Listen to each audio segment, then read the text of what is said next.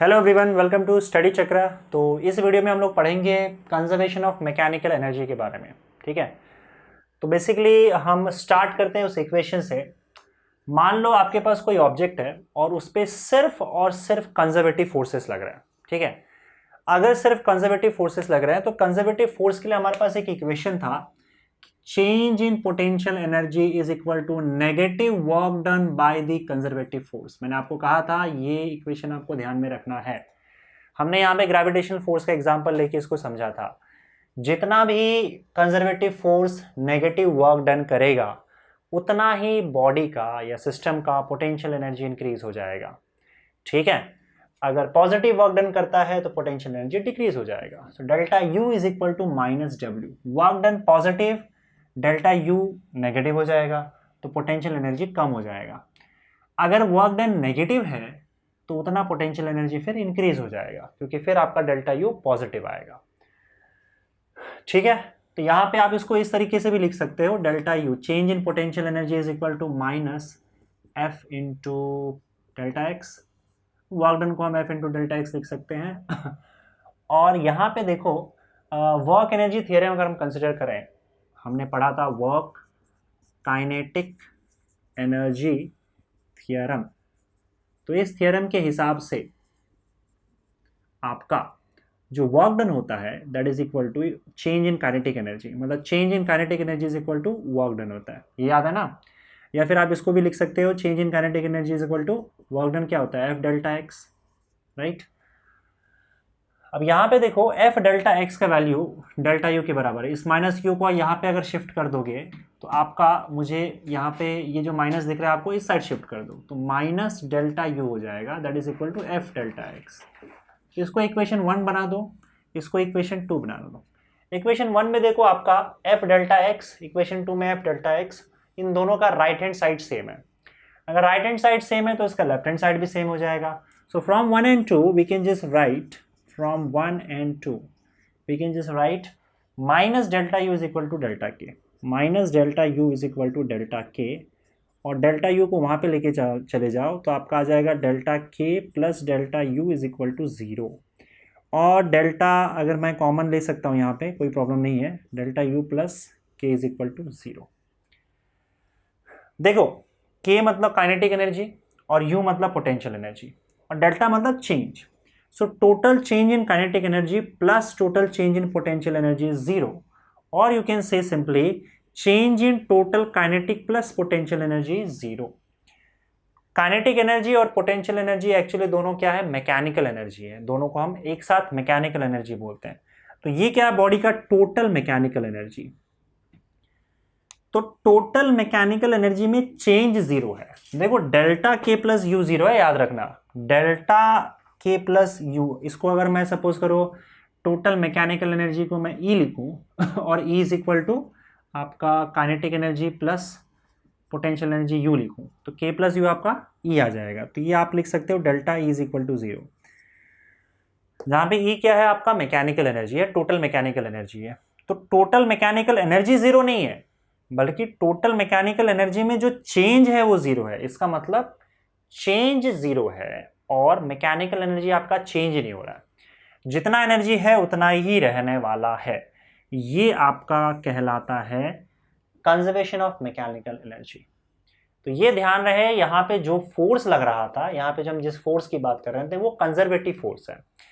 इसका मतलब अगर सपोज करो आपके पास पार्टिकल्स या ऑब्जेक्ट्स का कोई सिस्टम है, ठीक है, और उस सिस्टम के अंडर या उस सिस्टम में जितने भी पार्टिकल्स या बॉडीज हैं उनके बीच में सिर्फ कंजर्वेटिव फोर्स लग रहा है, तो कंजर्वेटिव फोर्स के केस में आपका सिस्टम का टोटल एनर्जी चेंज नहीं होगा। ठीक है, कोई पार्टिकल कहीं भी मूव करे, right, kinetic energy potential energy में कन्वर्ट हो सकता है, पोटेंशियल एनर्जी काइनेटिक एनर्जी में कन्वर्ट हो सकता है, पर सिस्टम का टोटल एनर्जी कांस्टेंट होगा, सिस्टम का टोटल एनर्जी कंजर्व होगा। अगर सिस्टम में सिर्फ और सिर्फ कंजर्वेटिव फोर्सेस ही है तो ये आपका mechanical energy, conservation of mechanical energy कहलाता है। ठीक है, सो when there is only conservative force in the system, the total energy or you can say total mechanical energy of the system remains constant। Total energy अगर constant होगा तो energy में change नहीं आएगा। और ये देखो बच्चों ऑब्वियस सी बात है, क्योंकि हमने देखा था कि आपका जो कंजर्वेटिव फोर्स होता है वो एनर्जी लॉस नहीं करवाता, राइट। तो टोटल एनर्जी सिस्टम का सिस्टम में ही रहेगा और जितना है उतना ही रहेगा। हाँ, ये जरूर होगा कि काइनेटिक एनर्जी कभी पोटेंशियल एनर्जी में कन्वर्ट हो जाए या पोटेंशियल काइनेटिक में कन्वर्ट हो जाए।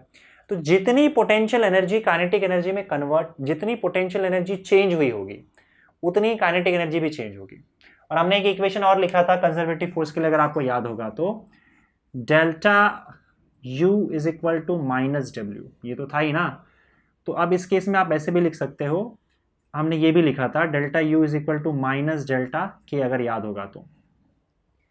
ये कंजर्वेटिव फोर्स के लिए जितनी काइनेटिक एनर्जी कम होगी उतनी पोटेंशियल एनर्जी बढ़ जाएगी, और जितनी पोटेंशियल एनर्जी कम होगी उतनी काइनेटिक एनर्जी बढ़ जाएगी, पर टोटल कभी चेंज नहीं होगा। और ये यहाँ पे भी एक्चुअली में दिख ही रहा है ना आपको। अच्छा, यहीं से लिखा है हमने, हाँ ठीक है, यहाँ पे भी तो लिखा है ना। ये इससे भी साबित हो जाता है, जितनी काइनेटिक एनर्जी बॉडी की चेंज होगी या सिस्टम में काइनेटिक एनर्जी चेंज होगी उतना ही पोटेंशियल एनर्जी भी चेंज होगा। एक बढ़ेगा तो दूसरा कम हो जाएगा उतना ही, और एक कम होगा तो दूसरा उतना ही बढ़ जाएगा, लेकिन टोटल एनर्जी में कोई चेंज नहीं आएगा, ठीक है। तो इसका एग्जांपल हम लोग देख लेते हैं मार्कर का। जैसे अगर सपोज करो मार्कर को ऐसे फेंका, तो मार्कर को मान लो मैंने 10 जूल की एनर्जी दे दी, अब उसको छोड़ दो। अगर मैंने छोड़ दिया तो सिर्फ इस पर ग्रेविटेशनल फोर्स लगेगा जो कि एक कंजर्वेटिव फोर्स है। इसका मतलब ये कंजर्वेटिव फोर्स में मूव करेगा। अगर मैं हाथ नहीं लगा रहा हूं तो याद रखना इस केस में बाहर से कोई फोर्स नहीं लग रहा है, एक्सटर्नल फोर्स हमने मान के रखा है कि नहीं है, और जो भी आपका फोर्स लगेगा वो कंजर्वेटिव फोर्स ही होगा। तो मैं एक बार फोर्स लगा के छोड़ देता हूं और फिर मैं चेक करता हूं इसका मूवमेंट, फिर तो सिर्फ ये ग्रेविटेशनल फोर्स के अंडर मूव करेगा जो कि एक कंजर्वेटिव फोर्स है। तो यहां पे इसका टोटल मैकेनिकल एनर्जी चेंज नहीं होगा। तो मान लो मैंने इस पे फोर्स लगा के यहाँ पे 10 जूल की काइनेटिक एनर्जी दे दी इसको।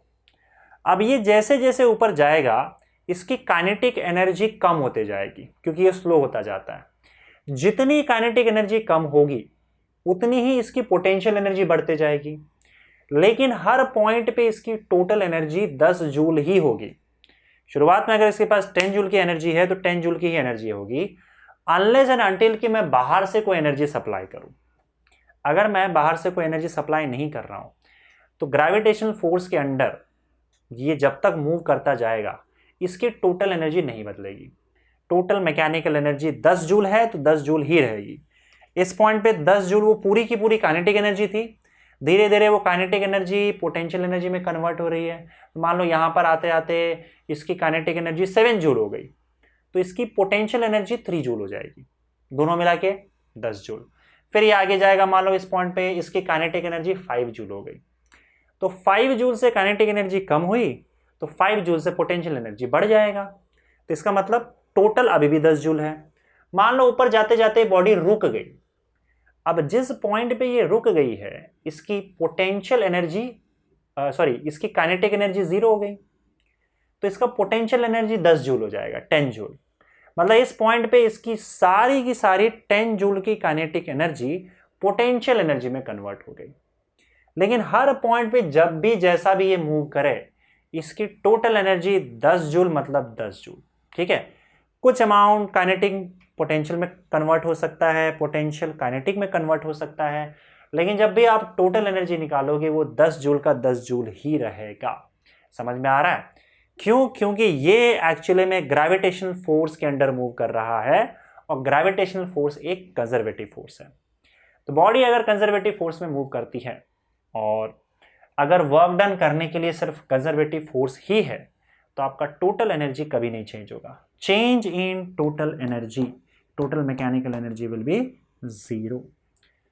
So the change in total mechanical energy of a system is 0, or you can say the total mechanical energy of a system remains constant or conserved if the work done in the system is only because of conservative forces.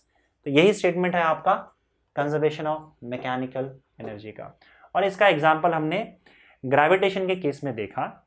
यही same case valid होगा आपका spring force, electrostatic force, क्योंकि ये सारे forces भी आपके conservative force ही हैं। और रीज़न आपको तो पता ही है, क्योंकि कंजर्वेटिव फोर्स में एनर्जी सिस्टम से बाहर जाता ही नहीं है, सिस्टम के अंदर ही कंजर्व रहता है, right? So this is what your conservation of mechanical energy is, right? Thank you very much.